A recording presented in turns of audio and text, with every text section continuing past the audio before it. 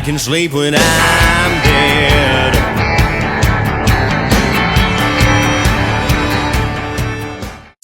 What up, everybody? Today, we've got something very special, and it's actually really sentimental in a way. I don't know if he knows this or not, but this is the first kickoff with our artist on Talkin Misschif, an artist that you should know about. And today, we're at Dusty Armadillo in Rootstown, Ohio, with Jason Michael Carroll. Hi.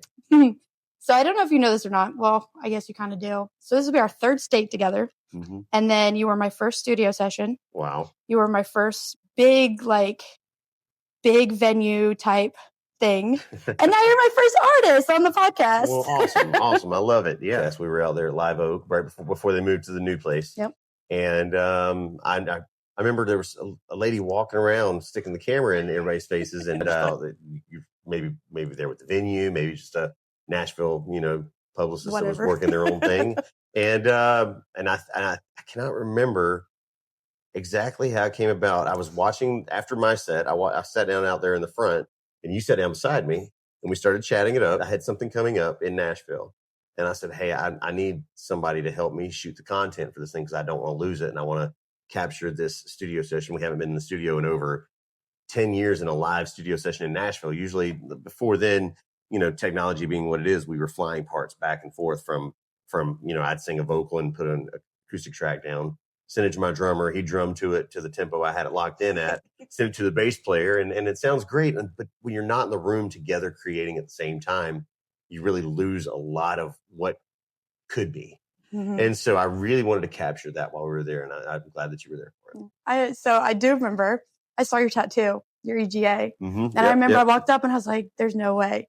And I remember I'm like, "You're a Marine. No shit, you have an EGA, so no shit, you're a Marine." But I was like, how do I just cruise my way in there and be a weirdo? Otherwise, that's a good way to get your ass kicked right there if you're not a Marine.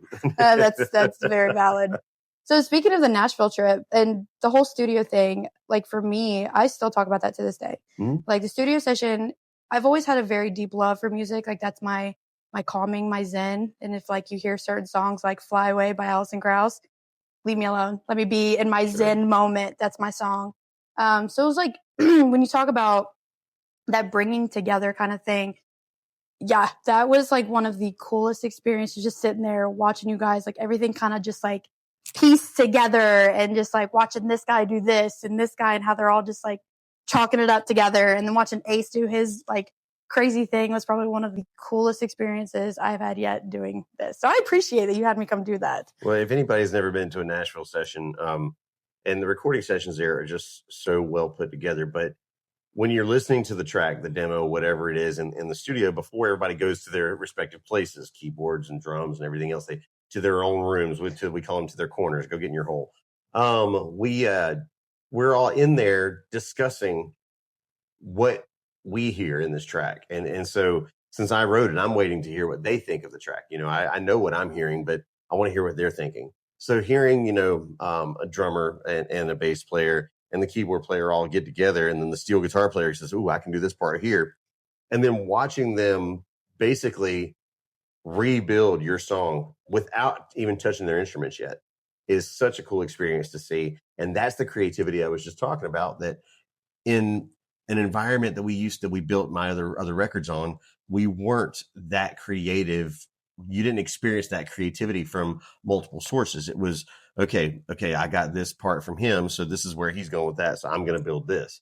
In this other environment with the band in Nashville, you've got all these guys that contribute everything, and they get it all ironed out pretty much before they even go back into the room, just sit behind their respective instruments and then lay this thing out. And it's just an amazing process to see. And I think that that's one of the most magical things about the studio, going into the studio with a full live band and experiencing that, and just biting the bullet, spending the money, and making sure that we get it right. Yeah. Do you care if I show remember that video I took of the fiddle at the very end? Yeah, sure. That was my favorite one.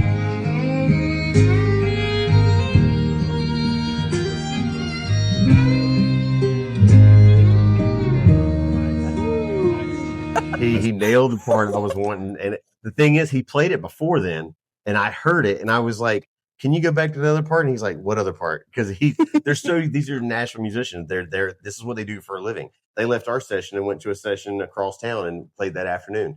These guys, this is what they do. So they're playing what they feel in that moment. And then if you ask them, unless you have a great engineer like Ace who records everything, you lose something if you don't catch it when they throw it out the first time. And so I like, can you go back and do that part again? He's like, what part? And I'm like, and then I sang it back to him, and he actually got the idea back, and then he nailed the part we were talking about. That was great. Yeah, that was a good one.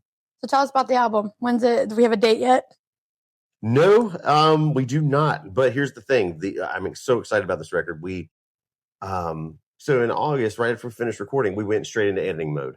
And as Ace and I were going back and forth with ideas on the edits, I got this idea that I wanted to have a very well-known guitar player in Nashville put his guitar part on it.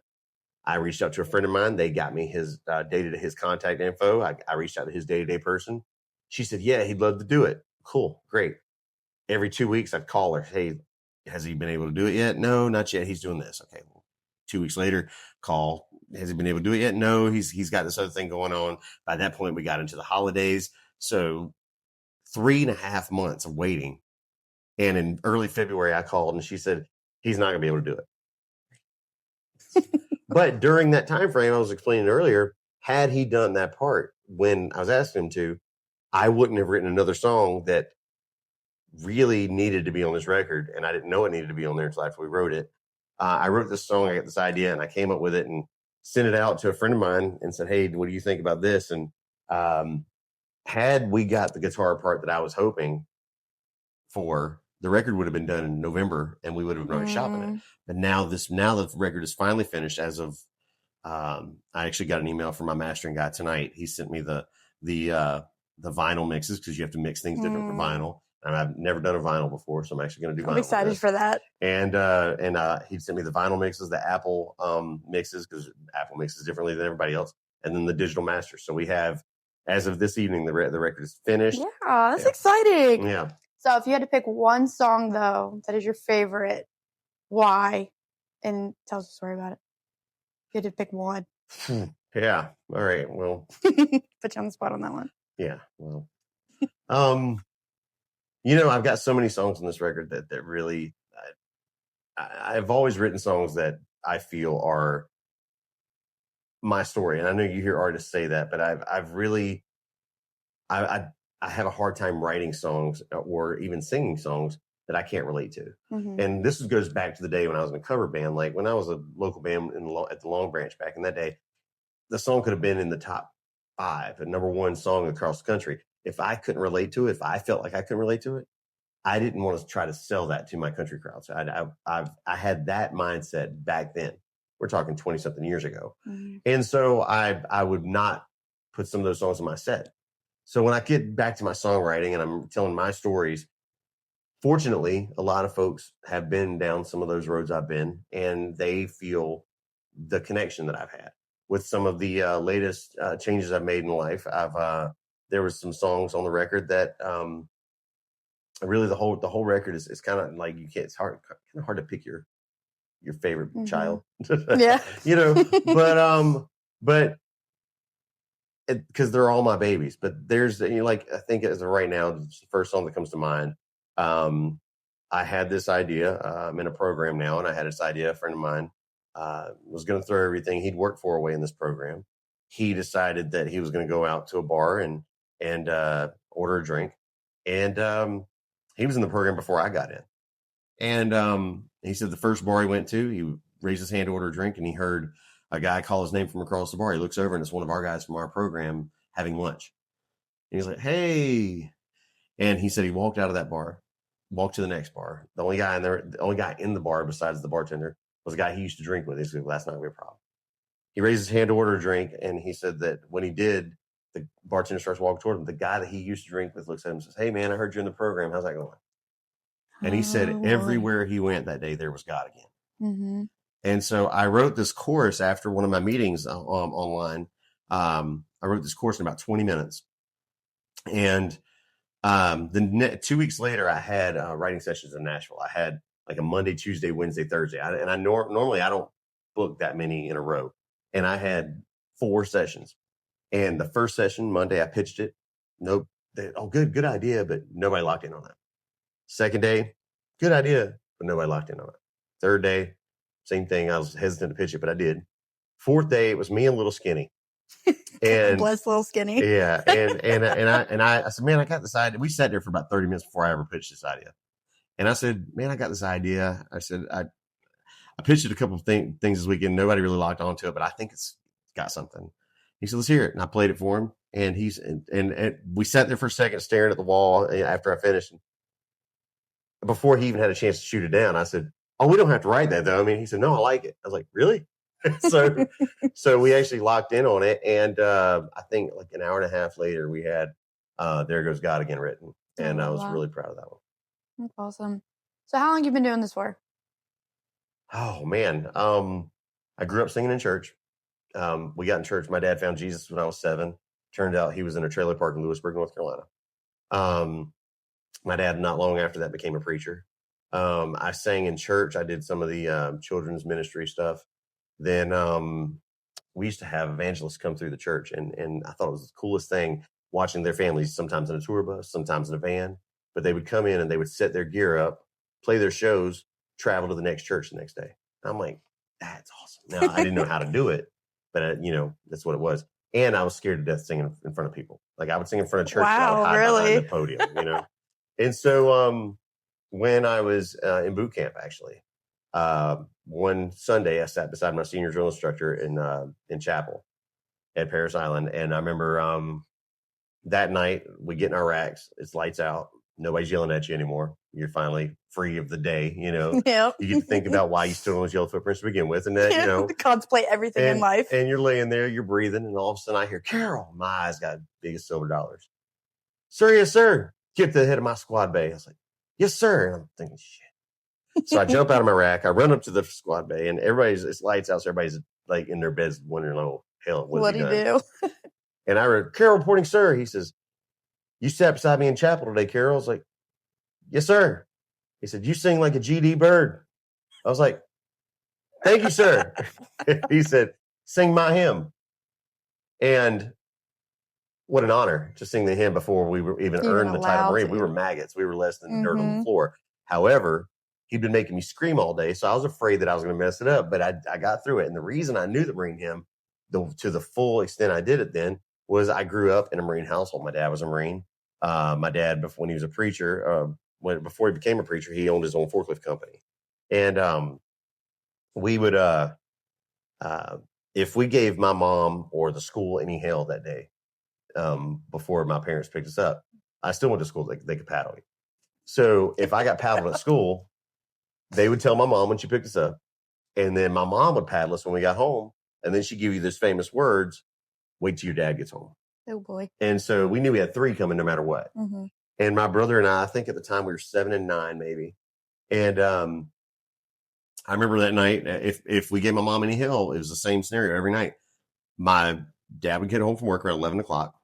We'd hear him come in the back door, walk up the trailer. And depending on if we heard footsteps stomping back down the hallway, we knew what kind of night we were going to have. And we'd hear his footsteps stomping back down the hallway. He'd kick our door open. He'd throw the light on, say, get dressed. And my brother and I would get up. We'd put our shorts on. We'd put our shoes on. We'd go outside where my dad was already in the family station wagon. We lived in a 40 trailer park, like a 40 trailer circle trailer park.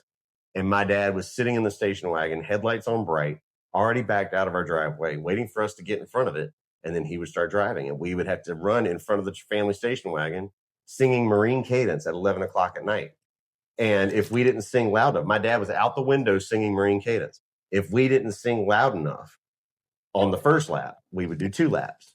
And so that's when my senior drill instructor asked me to sing the Marine hymn. That's what I went back to.